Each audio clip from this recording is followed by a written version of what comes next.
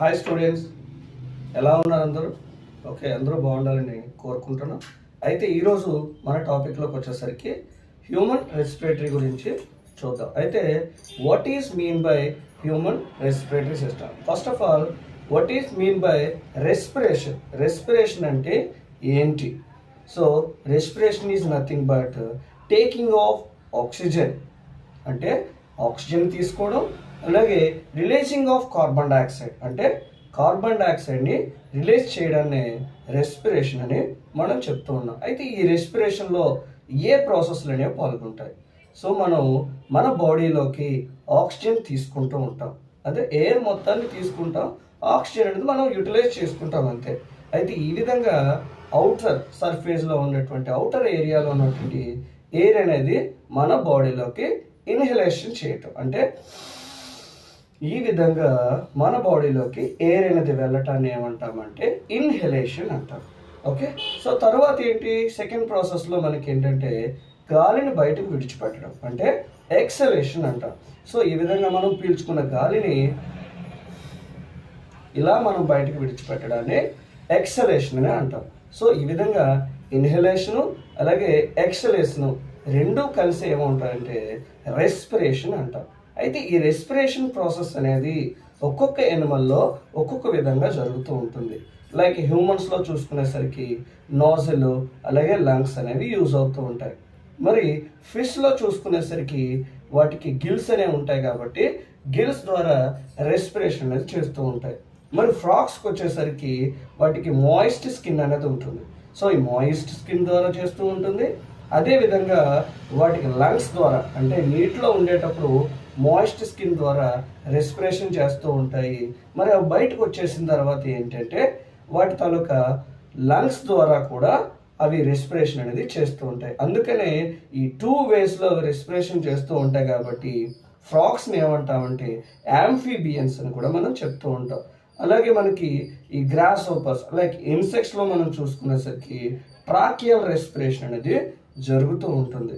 So ఈ విధంగా ఒక్కొక్క ఎనిమల్ అనేది ఒక్కొక్క విధంగా రెస్పిరేషన్ ప్రాసెస్ అనేవి చేస్తూ ఉంటాయి. అయితే ఈ మన వీడియోలో హ్యూమన్ రెస్పిరేషన్ అనేది ఎలా జరుగుతుందో మనం చూద్దాం. అయితే ఇప్పటి వరకు మన ఛానల్ని సబ్స్క్రైబ్ చేయకపోతే ఇప్పుడే సబ్స్క్రైబ్ చేసుకోండి, ఎందుకంటే ఇలాంటి మన ఇంట్రెస్టింగ్ సైన్స్ వీడియోస్ అనేవి మన ఛానల్లో పోస్ట్ చేయడం జరుగుతూ ఉంటుంది. సో తప్పకుండా ఇప్పుడే సబ్స్క్రైబ్ చేసుకోండి. అయితే ఆలస్యం చేయకుండా టాపిక్లోకి వెళ్ళిపోదాం. Okay, let's go to the topic.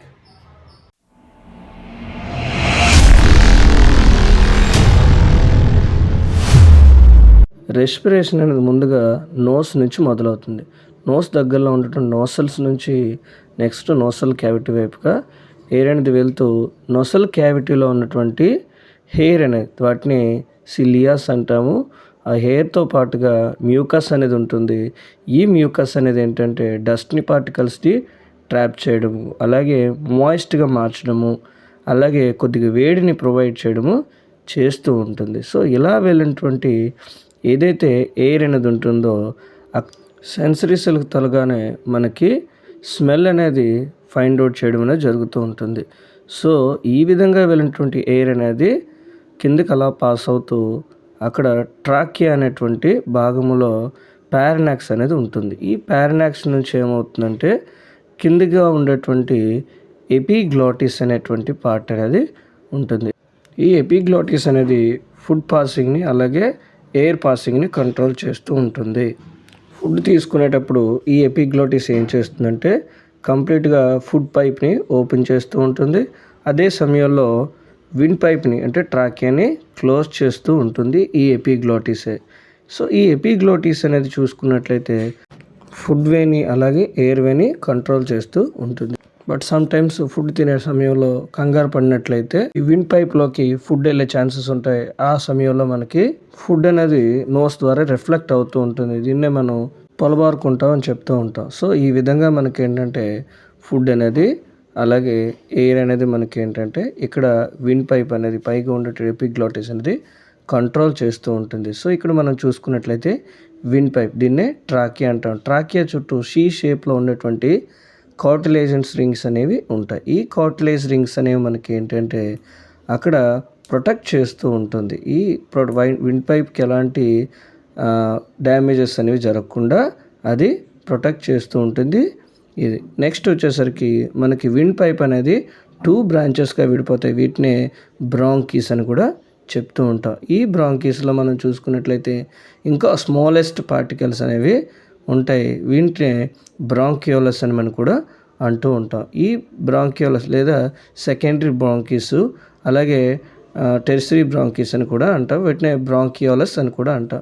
ఈ బ్రాంకియోలస్ చివరిగా మనం చూసుకున్నట్లయితే ఇక్కడ సంచి వంటి నిర్మాణాలు అనేవి చిన్నగా ఉంటాయి. వీటినే యాల్వియోలిస్ అంటాం. ఈ యాల్వియోలిస్లో మనకి గ్యాసెస్ ఎక్స్చేంజ్ అనేది జరుగుతూ ఉంటుంది. ఇన్హలేషన్ ద్వారా తీసుకున్నటువంటి కంప్లీట్గా ఉన్నటువంటి ఎయిర్ అనేది ఈ చివరి వరకు అంటే ఈ యాల్వియోలిస్ వరకు చేరుకొని అక్కడ ఫిల్టరేషన్ జరిగిన తర్వాత ఈ బ్లడ్ వెజల్స్ ద్వారా మనకి కంప్లీట్గా బ్లడ్లోకి ఆక్సిజన్ అనేది వెళ్ళిపోతూ ఉంటుంది. మళ్ళీ అక్కడ ఉన్నటువంటి యాల్వియోలిస్ అనేవి కార్బన్ డైఆక్సైడ్ని తీసుకొస్తూ ఉంటాయి. అయితే చిన్న క్వశ్చన్, మనకి లంగ్స్ అనేవి 2 సేమ్ సైజులో ఉంటాయా? నో, 2 కూడా సేమ్ సైజులో ఉండవు. ఎందుకంటే